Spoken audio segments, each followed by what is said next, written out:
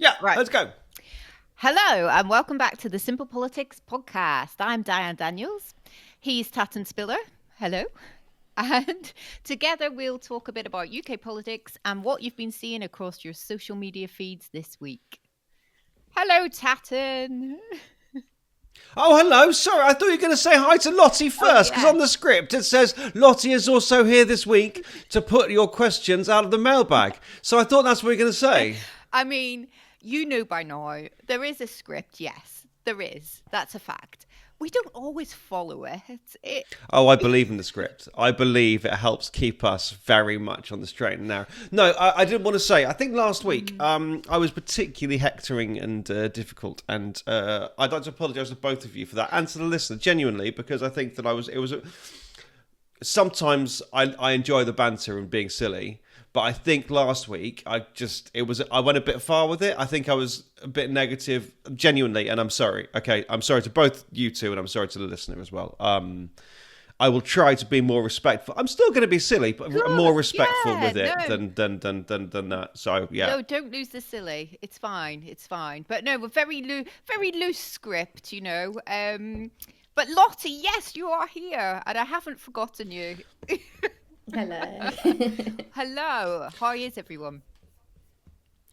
Good. Diane, you still haven't said Lottie is also here this week to pull your questions out of the mailbag. It's ad-libbing. It's like, I don't know. It's a technique, you know. All right, listen, I'll do it for you.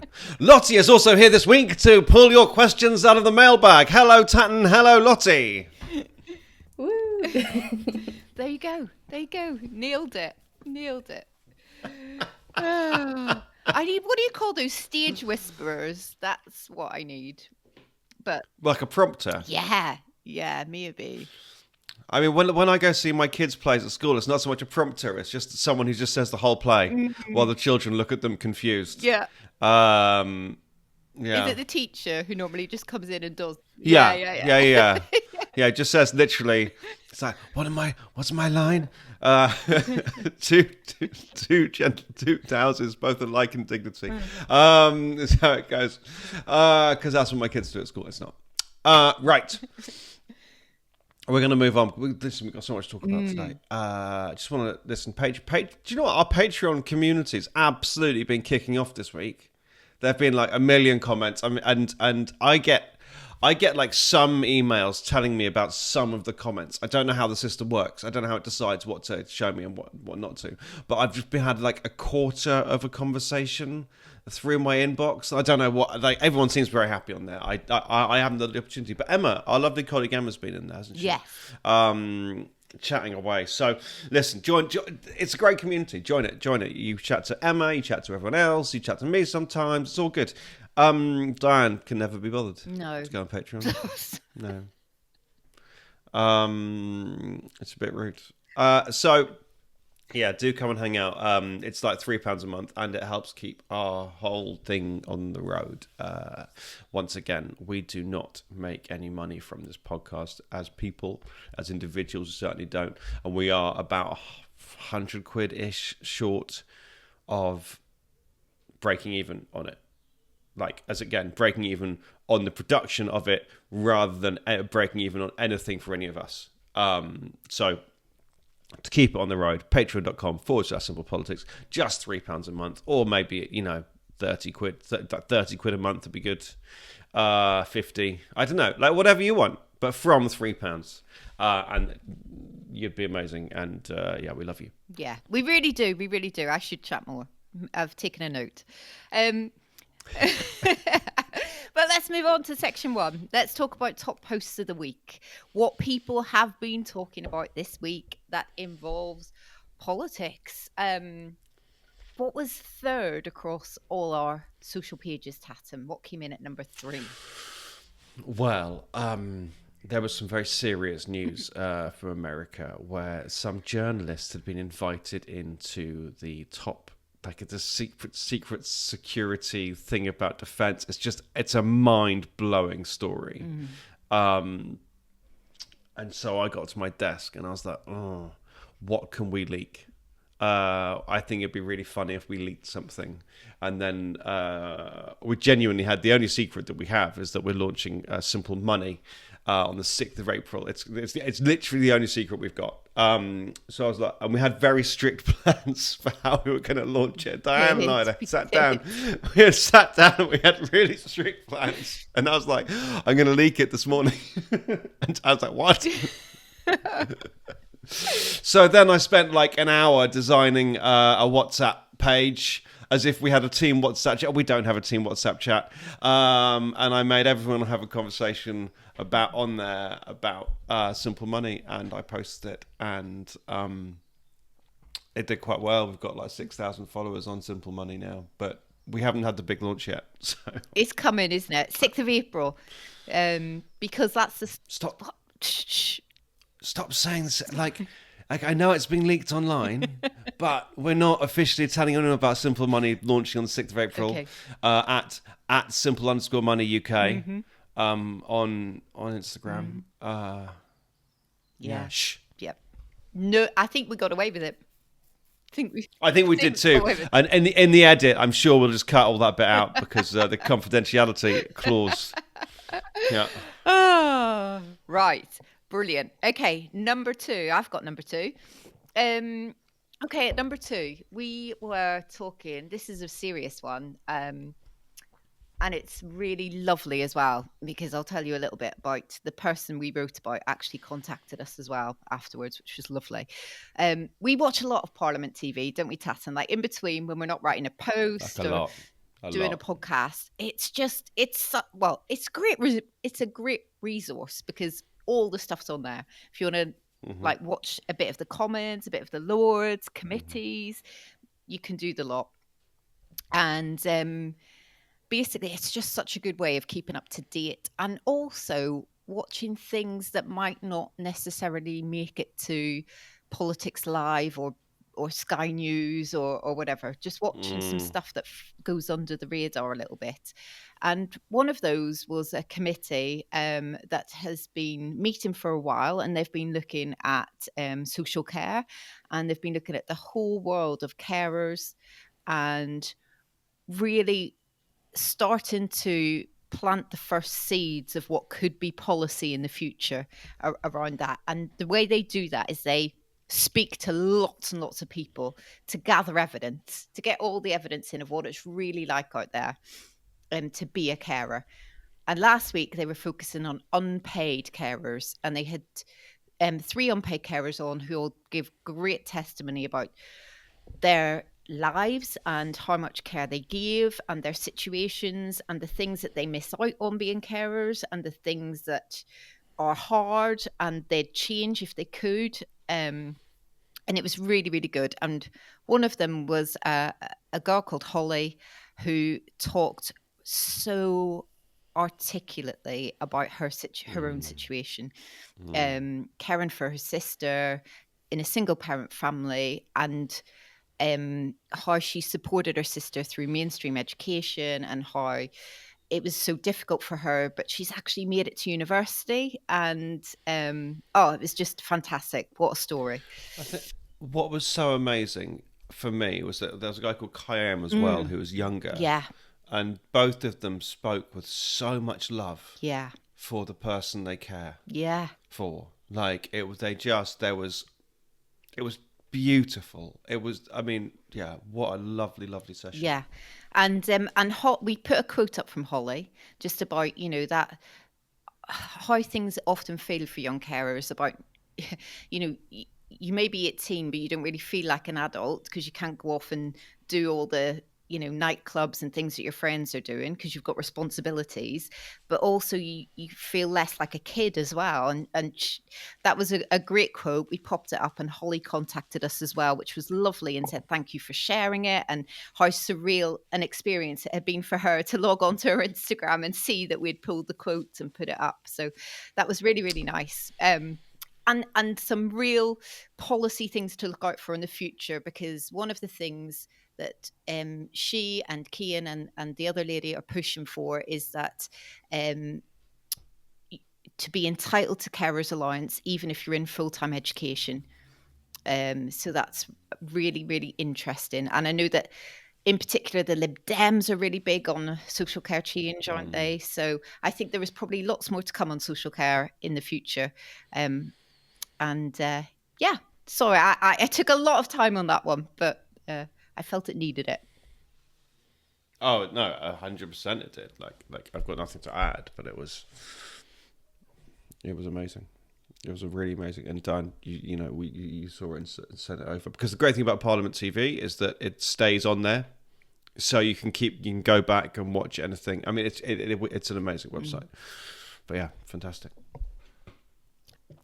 Number one. Then at number one, this is a deceptive story. Okay, because it's about Sabrina Carpenter and it's about Rachel Reeves and it's about this big gig in London, right? But it's not.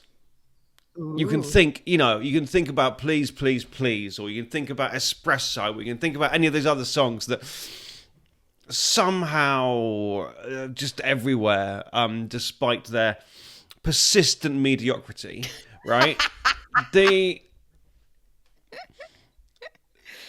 They're not. It's not about any of that. Rachel Reeves wanted to go to a concert. It could have been a concert. It could have been live sport. It could have been, whatever. And she accepted a free ticket in a box. And when she was pushed on it, she used the exact line that Keir Starmer used about Arsenal, which is, "I now have security, so it's difficult for me to go in a regular seat, and so I needed to be in a special seat for my security team." I think it's different for Keir Starmer at Arsenal, because Keir Starmer's been going to Arsenal all the time for a very long time. It's his constituency. Attending something, or it's actually I don't know if Finsbury Park is quite his constituency, but it's next to his constituency certainly, and a lot of his constituents would be at the game.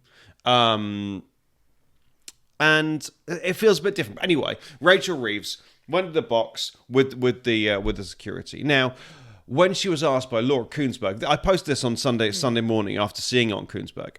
She was up at Laura Kuenssberg about whether she paid for the ticket, and she said, "Oh, those tickets aren't available for sale," and that's probably true. There will be some tickets that the O2 Arena themselves hold back, but there are also other boxes which very, very definitely are for sale. And they're expensive. They're like £1,000 a head, I guess. I don't, whatever. But she's also paid 150 grand. And if she wants to take a family member to a concert, then maybe she just needs to pay that money. Because, and here's what it comes down to, and this is what makes me cross, is she can write down what she got and declare it as an interest. Yeah. And she can write down the person who gave her the box. But what she can't write down, what she won't write down, is everyone else who was in the box, who she spoke to about what issues, who got the access, who could lobby the Chancellor of the Exchequer, who got access to the Chancellor of the Exchequer because she was being bought something nice. In those boxes, I guarantee you there was free champagne or whatever. Espressos, I'd imagine. I guarantee that's all there. And there's hobnobbing and chat. And the ability to buy expensive things should not give you special access to the Chancellor of the Exchequer. Because you lay yourself open to corruption. Inadvertent. I don't think she's a corrupt woman. I don't think she took these tickets thinking and then going, "Oh yeah, and now because of that I'll slash the benefits bill," right? I don't think that's how it works, but that you're open to it. I think it's a perception, isn't it? I mean, I would say I could take a ticket and you couldn't convince me to do anything, but I'd take your ticket. But people will be able to accuse you of it. That's the point. But what is the motivation to give her the ticket? Yeah. That's why is someone doing that? It's not because of her charming personality. Might be. Right? Might be. I mean, sure, it might be. It might be, but it seems unlikely that the person that is in the position to give her the tickets is a personal friend No, they're going to already, be a right? Labour supporter, surely, Or or whatever. they have to have a motive to give her tickets worth £1,000 a head, or like whatever. Like they have to have a motive to do that, or they wouldn't do it. They could fill that box up with whoever they want. Everybody in London wants to go and see the mediocre Sabrina Carpenter when she does her shows, right? Everybody in London wants to do that. Diane loved that. If someone said, "Hey, Diane, here's a ticket to see Sabrina Carpenter," Boom. Diane would be in there like a shot. Right? So whoever this person who runs this box at the O2 could have had Diane in there, right?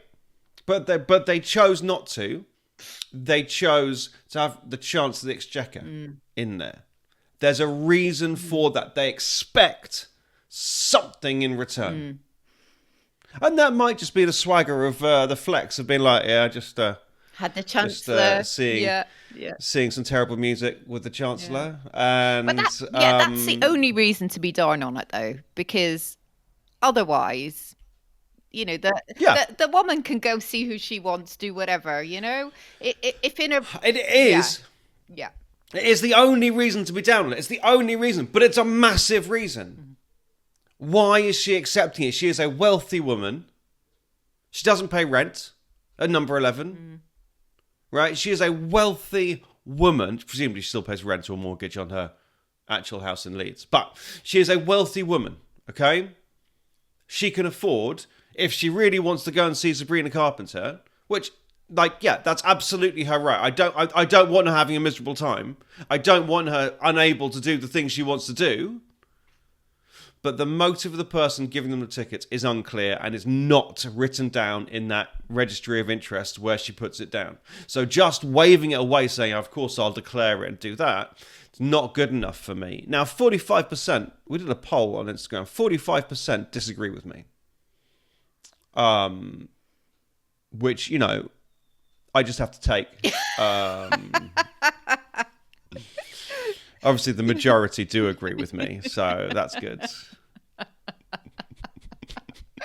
Luckily, the majority agree with you, because I would hate to be doing this recording if it was the other way around.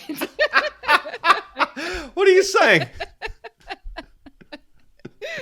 But no, it was a good chat, right? Good to be heard there. Yeah, I mean, it's really interesting, and I really do get the argument that she can do what she wants. I just would, final thing from me on this is, if she was accepting tickets to the opera or horse racing or something more elite, to use that term I don't like, then there would be more people being skeptical about it. If it was a luxury dinner she'd been invited to, then people would be, if dinner and dancing at the Ritz at the table of somebody, people would be a lot more suspicious about it than they are when it's a pop concert at the O2 Arena, because that feels more like just something you would enjoy, right? Rather than something networky. But the reality is, when you're in that box, when you're sipping that nice drink, it's the same. It's the same if you're at the Ritz or at Ascot or at Henley or the O2 Arena. Okay, right. Let's move on. Okay, we're going to... I would like to keep talking about Rachel Reeves, please. Oh, well, you're in for a treat, Tatton, because... Yes! Today is our Rachel Reeves Fest. We're going to... The worst festival in the history of festivals. We're going to do things slightly differently, and we're going to go to the mailbag with Lottie once we've talked about Rachel Reeves' big speech this week, because it just fits to do it that way round. So let's go to Chancellor Watch and talk about how Rachel Reeves might be feeling. She got her spring statement out of the way this week after just months, it feels like, of build up and speculation and things being talked about. Do you think she'll be breathing a sigh of relief after yesterday, Tatton? I think she'll be saying to reject me would be unethical, is what she'll be saying, and she'll be saying, please, please, please, can we all get along? And I haven't got a third one. No. So she stays up late because she's the chancellor. Yes. Anyway, I'm sorry. I'm really, really sorry. I apologise for last week at the beginning, and now I'm having to apologise for this week in the middle. Right. Yeah. Listen. There won't be size around number 11. It was number 11. She lives at number 11 Downing Street. You need to know that. Like number 11 Downing Street. And number 10 is famous, but number 11 is where the chance that all the money happens, and there's doors like that link the two. So yeah, there's that. It's a state. The place is an estate, and she had to come to the House of Commons and say after the October budget, the growth forecast has gone from 2% to 1%, and she can't blame that on the opposition. No. Right? I mean, she's trying, but her decisions have resulted in that cut. Although she did also spend a lot of time talking about global insecurity. Yes, and this is the great thing. Like all of them, any Labour MP being called out as saying, right. So when you say global, the only thing that's changed is Donald America. Trump, and they're like, no, because there's war in Europe. It's like yeah. But there was when you came in, and then they'll talk about all the other factors. But the only thing that's changed is Donald Trump. But I just to halve, like. That's a massive cut, and it shows negatively on the government, right? And yes, listen, the forecasts are so the next year it's down, but then the year after that it's up, and the year after that it's up, and the year after that there is good news in there, but people are hurting. Money has been tight for so long now. Yeah, like the cost of living crisis. We're still feeling the effects of that. When inflation was really high and wages weren't, those prices haven't come down again. Inflation's still at 2.8% right now, still going up. And wages have started, on average, to go up faster than inflation. But that massive gap, like if you think about it as like a running race, I'm so old. like you've been lapped already, and then you're starting to catch up, but you're still a long way behind where you were. You are poorer. Almost everybody in the country is poorer. Let me tell you, who's not poorer. The rich. Yeah. The rich are richer. Because what you say about wages, absolutely true, and inflation tailing off, absolutely true, but what's coming down the line are things like massive council tax increases, and the mobile phone bills. Even everything is set to ramp up again, and that the minimum wage question's really interesting around this, isn't it? Because paying people on minimum wage properly is something that everyone agrees with. Yes. But but there is also the impact that people that pay a lot of minimum wage staff, like supermarkets, have to pass. They're not charities; they have to pass the costs on, so things get more expensive. So that's inflationary. And also, and it's not just people who employ minimum wage staff. People who employ staff just above the minimum wage. Those staff know they're just above the minimum wage. So when the minimum wage goes up, they want a pay rise as well, because they don't want to suddenly be on minimum wage. So it's inflationary, and those people whose money has gone up, which is millions of people, will feel it and feel much, much better. I think it's over £1,000 a year, isn't it? Like for a full time on minimum wage, it's decent. It's a decent whack. But we've also got the new tax on workers. What's it called? National insurance. Yeah, the employer bit. The employer bit, which is going to push prices up. and they're saying that it's going to damage growth because people won't put jobs. It's a mess. It's really difficult. And this is without even talking, Diane, about benefits. I don't know if we want to talk about benefits. Yeah, well, that was the other. Like, we knew that was coming. Obviously, it wasn't new news yesterday, except that Rachel Reeves did say it was going to go even further because the money that they said they were going to save from all the benefits cut wasn't quite enough for the OBR, so they had to find some more. And what they said is for new claimants on the health part of universal credit, it's going to be halved in 2029 and frozen. So that was further than was even announced less than 10 days ago. Halved and frozen. Halved and frozen, yeah.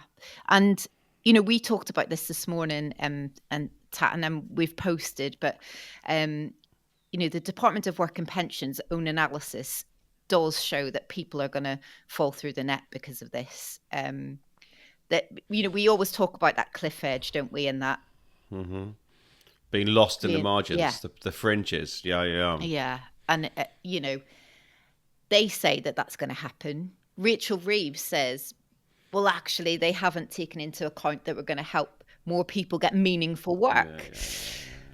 Yeah. It's so tricky, and it feels like there is such a lot of plates spinning to even get a tiny amount of growth in 26, 27, you know?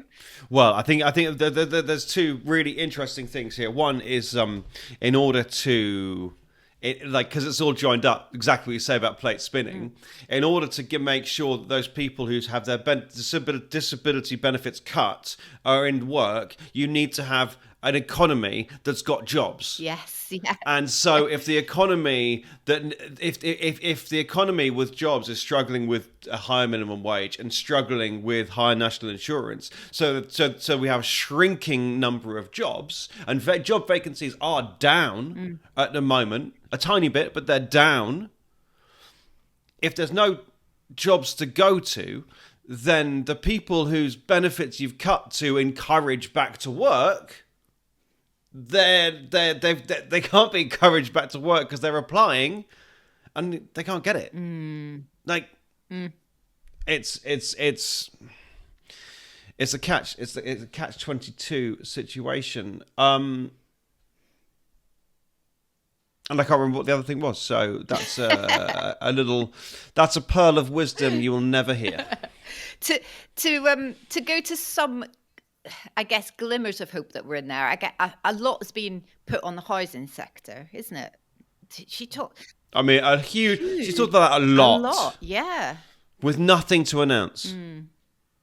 Just that it was good. But there is very little headroom left, right? Headroom is the term for basically when things go wrong, are you going to have the money to sort it? And she's made it so there's only a tiny bit of headroom. But someone was saying, really interestingly, that if she had wanted more headroom, she could have got it by cutting more. So you want to only have a tiny bit of headroom. You want the least headroom that you need. Right? Because to create headroom, you've got to do bad things or unpopular things or difficult things. And so you don't want a forecast where you go, yeah, and we're going to have billions spare.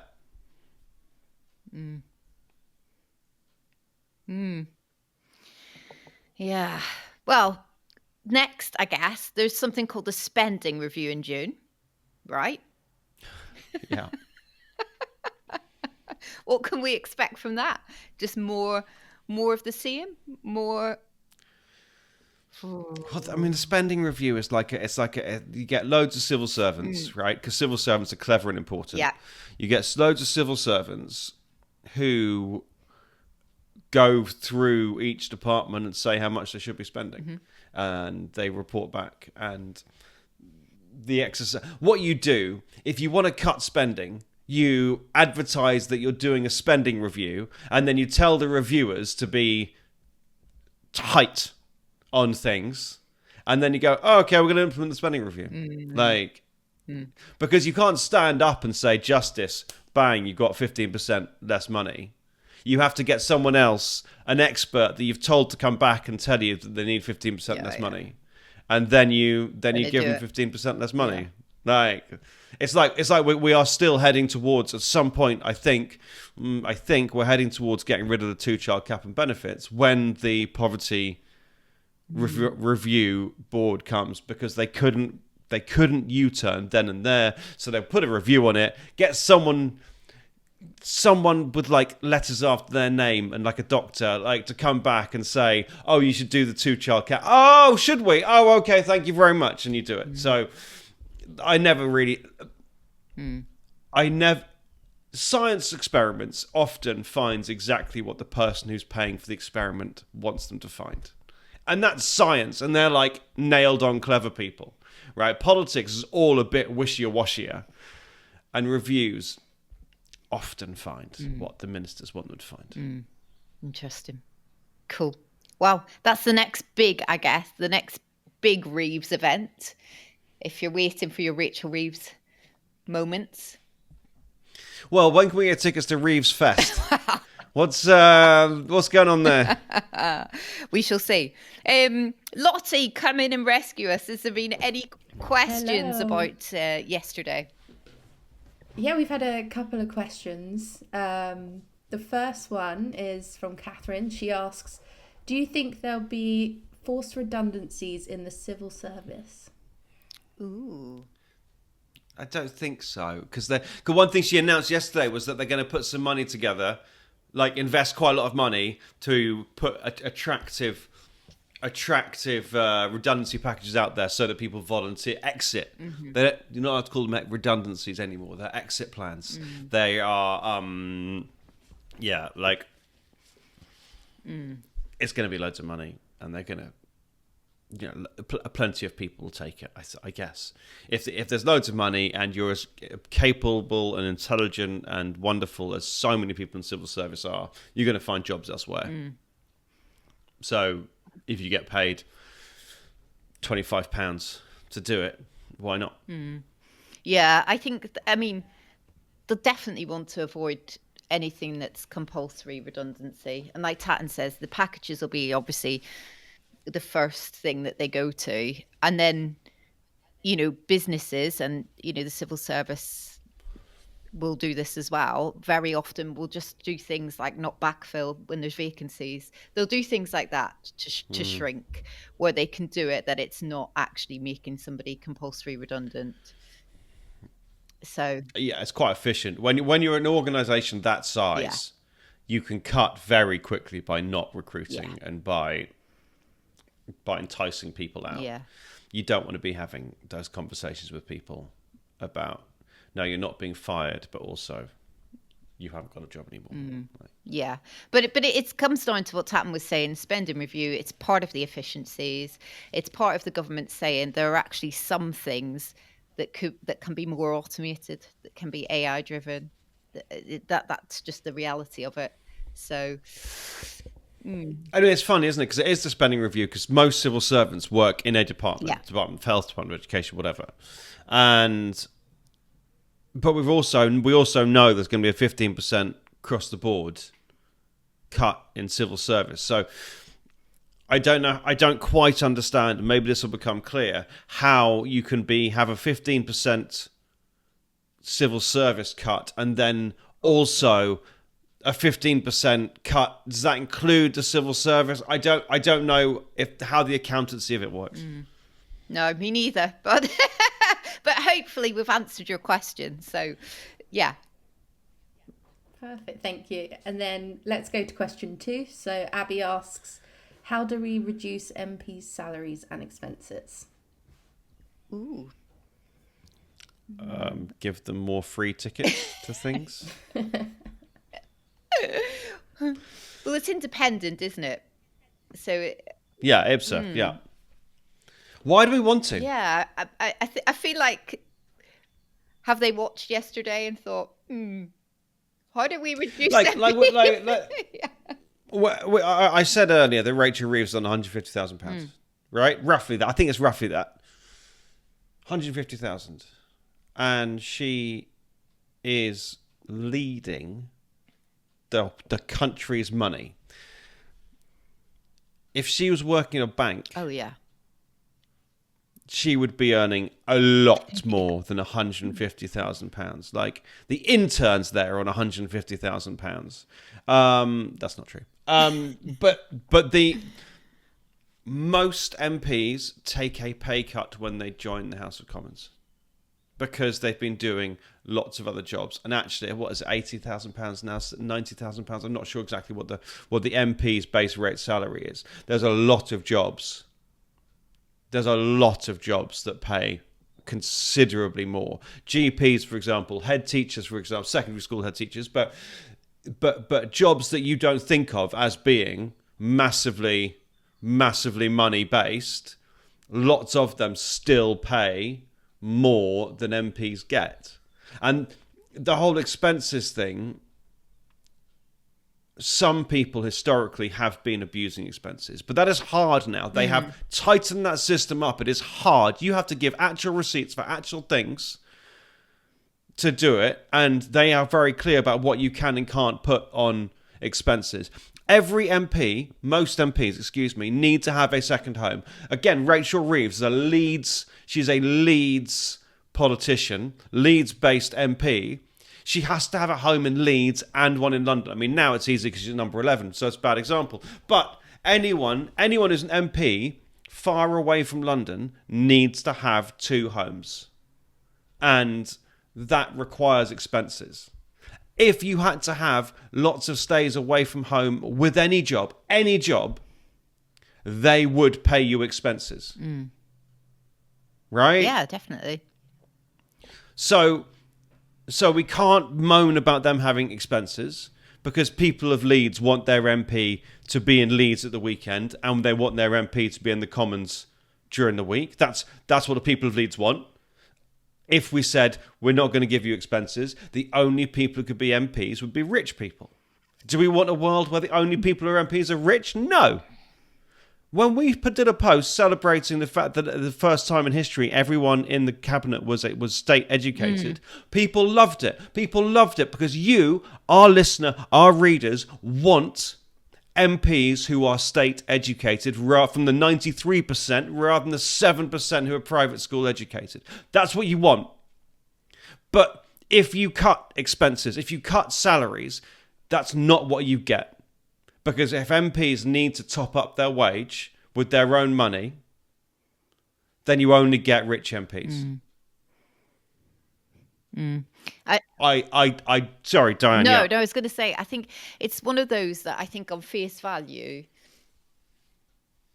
people always go like, oh, they're on so much and what do they do? And until you literally pick up that stone and look underneath and go, actually, you've got the travel, you've got the nights away from home, you've got the really long hours in the Commons, you've got the being all over every type of brief that's going to come up as a debate. You've got like I think it's a really good point there. Like subsidised food in Parliament. Yeah. Right. People get very, very cross about subsidised food in Parliament. And I got to say, first of all, when I worked at Parliament, it was ace. The food there's fantastic. But if you often on a Monday, Parliament doesn't sit till 2:30, and then votes will take place any time between 7 and 10. Right? Yeah. You cannot leave Parliament. You cannot leave the parliamentary estate because you have to be able to vote when a vote is called. Like a little bell goes across the whole place, like it's a school. Ding, ding, ding, ding, ding, ding. Right? And all MPs then have to go and vote because that's the whole point of being an MP. You vote and you might be in the chamber. You cannot go elsewhere for supper. Right? That's it. You cannot go elsewhere. And it's not subsidised. It's done at cost. So you pay for the food and the staff, right? They just don't make a profit on these things, which does make it cheaper. It definitely makes it cheaper than the places in Westminster around them because they're in Westminster. Things are expensive in central London, right? The only food they serve is traditional British fish and chips because it's all tourists around the place, right? It is It's reasonable. It's reasonable to feed MPs. They are elected people, so they've been sent there, selected by the public. I think Abby.